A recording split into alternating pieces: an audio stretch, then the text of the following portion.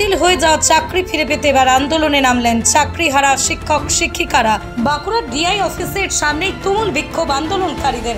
সহস্র প্ল্যাকার্ড নিয়ে দাবি সম্মিলিত স্লোগান দিয়ে মিছিল করে তাঁরা ডিআই অফিসের সামনে পৌঁছন। তবে ডিআই অফিসের নিরাপত্তার স্বার্থে বিশাল পুলিশ বাহিনী আগে থেকেই গেট বন্ধ রেখে যেন এক প্রকার দুর্গ তৈরি করে রেখেছিল। ফলস্বরূপ অফিসে ঢুকতে না পেরে গেটে ধাক্কাধাক্কি শুরু করে দেন আন্দোলনকারীরা। পরে রাস্তায় বসে দীর্ঘক্ষণ ধরে চলে আন্দোলন। আজকের এই আন্দোলন থেকে কি বলছেন চাকরিহারা শিক্ষকরা, শুনুন। ওদের কাছে প্রকাশ করতো তাহলে আজকে আমাদের রাস্তায় নামতে হতো না, আমাদের জীবন জীবিকা আজ বেঁচে থাকতো। তারা কোথায় কিভাবে কি করেছে আমরা তার জন্য দায়ী। এই যোগ্যরা কি আমরা পরীক্ষা দিতে যাবো, টাকা দিয়ে ফিস দিয়ে পরীক্ষা দেবো, আবার তাদের তদারকি কি আমরা করবো নাকি? এর দায়িত্ব সরকারের, এর দায়িত্ব এসএসসির, এর দায়িত্ব তদন্তকারী সংস্থা এবং এর দায়িত্ব সমস্ত কেন্দ্রীয় রাজ্য সমস্ত তদন্তকারী বিভাগের। তার দায় আমরা নিতে পারবো না। আমাদের চাকরি যাবে, আমরা যারা যোগ্য কোর্ট নির্দিষ্টভাবে বলে দিয়েছে টেন্টেড এন্ড আনটেন্টেড, আমরা আনটেন্টেড ক্যাটাগরির ক্যান্ডিডেট। আমরা এইভাবে রাস্তায় নেমে কতদিন চলবো? আমাদেরকে স্বেচ্ছা মৃত্যুর অধিকার দেওয়া হোক। আমরা সবাই সরল বলে স্বেচ্ছা মৃত্যু করবো, হয় সুপ্রিম কোর্টের সামনে, হয় এসএসসির সামনে, না হয় নবান্নের সামনে কিংবা পার্লামেন্টের সামনে।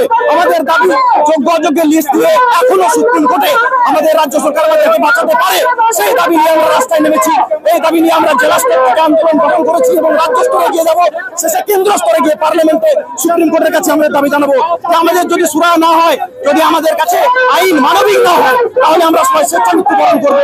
আমাদেরকে স্বেচ্ছা মৃত্যুর অধিকার দেওয়া হোক। অবশ্যই আমাদের প্রধান নামতে হতো না। এসএসসি যদি প্রথমেই যোগ্য অযোগ্যদের সুনির্দিষ্ট তালিকা দিয়ে দিত তাহলে আমাদের আজকে প্রধান নামতে হতো না।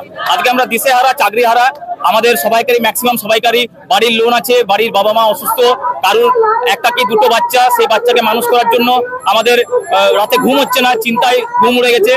এসএসসি যদি এই পরিকল্পনা আগেই নিত যে যোগ্য অযোগ্যদের তালিকা আমরা সুনির্দিষ্টভাবে সুপ্রিম কোর্টে জমা দেবো, তাহলে আজকে আমাদের এই দিন দেখতে হতো না। মুখ্যমন্ত্রী আমাদেরকে যে আশ্বাস দিয়েছে 2 মাস কাজ করার জন্য, সেই আশ্বাসকে আদৌ আমরা মুখ্যমন্ত্রীর এই আশ্বাসে আমরা আপাতত বিশ্বাস করতে পারছি না।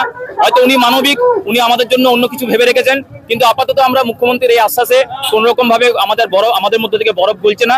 আমরা আশা করব মুখ্যমন্ত্রী আরো কিছু আমাদের জন্য আলাদা ভাববেন এবং আমাদের পাশে এসে দাঁড়াবেন। অযোগ্যদের বাদ দেওয়া তিনি সুনির্দিষ্ট পরিকল্পনা গ্রহণ করবেন। আমার নাম সৌমেন কুন্ডু।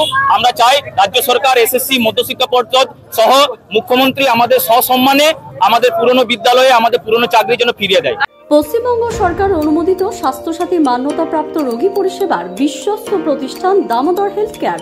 এখানে রয়েছে semi modular OT, OPD, general medicine, gynaecology, gynae surgery, general surgery, orthopaedic surgery, ENT surgery, advance physiotherapy clinic, medicine বিভাগ, অ্যাডভান্স ডায়াগনোসিস সেন্টার সহ নানান পরিষেবা রয়েছে। 24 ঘন্টা লিফট পরিষেবা, এছাড়াও 24 ঘন্টায় থাকছে অ্যাম্বুলেন্স পরিষেবা, সাথে মেডিকেল ইন্স্যুরেন্সের মতো প্রয়োজনীয় সুবিধাও। এছাড়াও রয়েছে ওষুধের দোকান।